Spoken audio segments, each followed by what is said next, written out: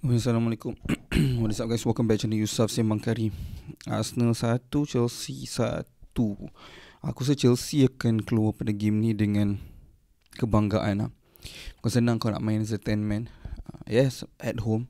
Tapi still the fact that kau boleh main as a 10 man untuk dapat lead as a bukan fan Chelsea, agak depressing untuk Arsenal lah. And sebab to be fair, game ni ada vibe confused untuk aku sikit lah. Sebab apa aku cakap macam ni? Sebab aku tengok daripada dua lensa. Pertama sekali adalah, okay, game ni adalah game yang sukar ketiga back to back selepas international break untuk Arsenal punya side. Kita akan simak daripada dua-dua POV, but just nak simak daripada Arsenal punya side dulu. Sebab diorang compete for a title race, expectation sangat tinggi.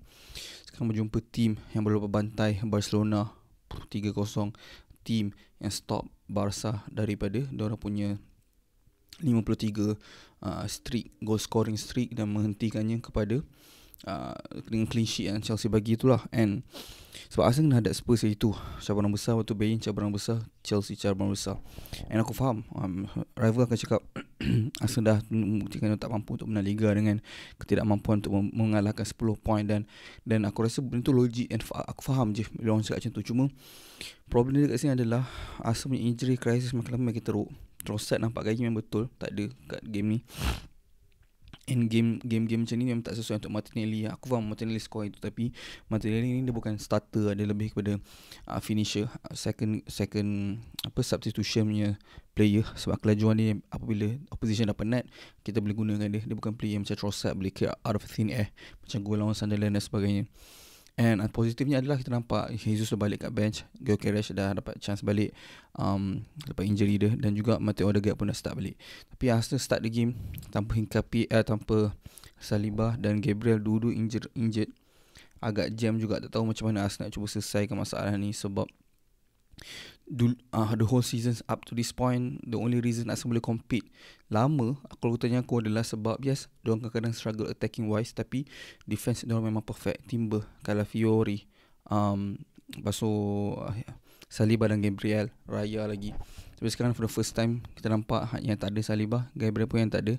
Yang ada siapa? Hincapié dan Mosquera. And dua ni main combination for the first time. Don't struggle untuk defense set pieces. And sebab tim-tim yang score set piece, kalau kau sebut Chelsea, orang tak percaya. Sebab diorang tak pernah, kalau tak pernah season ni, diorang bukan adalah tim yang menakutkan terms of set piece. Sebab cara diorang defense set piece pun solid.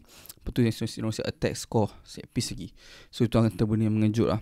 Sebab Chelsea walaupun 10 orang, honestly aku cakap, diorang tak main nampak macam 10 orang. So kesalahan tu lebih kena fokus on Arsenal side lah. Sebab at the end of the day, player yang bukan striker juga selamatkan Arsenal sekali lagi, macam mana dia selamatkan Arsenal masa game Newcastle hari tu.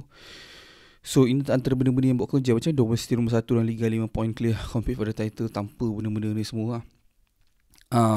And sebelum game, antara perbualan terhangat kita nampak pada game ni adalah siapa midfield lepas Rocket, adakah Declan Rice, Moises Caicedo. And honestly aku rasa Caicedo terbawa-bawa dengan benda tu, sampaikan dia agak rakus dalam game ni. And aku faham, sebab aku tengok Chelsea setup dan Chelsea main pun, diorang adalah nampak macam team yang cuma untuk buktikan diri dia. And sebagai fan, aku rasa memang patut kau fikir macam tu. Sebab kau nak tim kau main habis-habisan, walaupun hanya game Liga, especially kalau kau underdog. Kau bukanlah tim yang orang akan cakap akan menang title macam Arsenal, City ke Liverpool. Dan memang Maresca mungkin akan achieve lah, like next season ke next 2 season ke. Tapi season ni masih terlalu awal sebab player-player dia masih muda dan experience. Tapi the fact that they don't fight for the badge, yes, and walaupun kena red card, Chelsea tak nampak affected. Ini paling penting, kena bagi kudos dan shout out dekat Enzo Maresca, macam mana dia set up the team. So usual team, walaupun against play team yang compete for the title, lepas kena red card 10 orang, dia dah struggle lah. Tapi Chelsea langsung awal aku cakap tak nampak macam team yang main 10 orang. So sebab tu aku cakap Arsenal akan lebih sakit dengan draw ni, and Chelsea akan lebih berbangga dengan performance diorang lah. Yang kelakar tu game ni, semua sebelum game orang semua fokus lepas game Champions League kan. Arsenal bantai Bayern 3-1, diorang bantai Barca 3-0. Semua orang cakap ni adalah battle of Caicedo and Rice. Lala aku tahu siapa main Rocket semalam. Tak boleh belah. Reece James, member tu bapa main mark, Declan Rice tak relax, tapi overall performance pun sangat-sangat solid.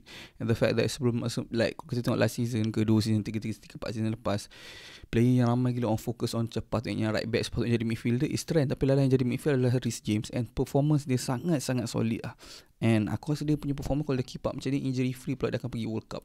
Sebab kalau kau tanya aku, aku rasa macam aku faham lah kenapa nak gunakan Reece James juga dekat midfield, and tak Gusto sebab Gusto punya capability naik up and down tu mahal, and Reece James sebab dia ada football IQ yang agak tinggi. Macam Trent kita semua tahu dia kelebihan dia lebih kepada dia punya vision dan passing range, tapi sebagai midfield kau kena buat lebih pada bentuk kau kena pandai scan. And Reece James, bro, physicality dia, scanning ability dia, passing pun solid kat tu.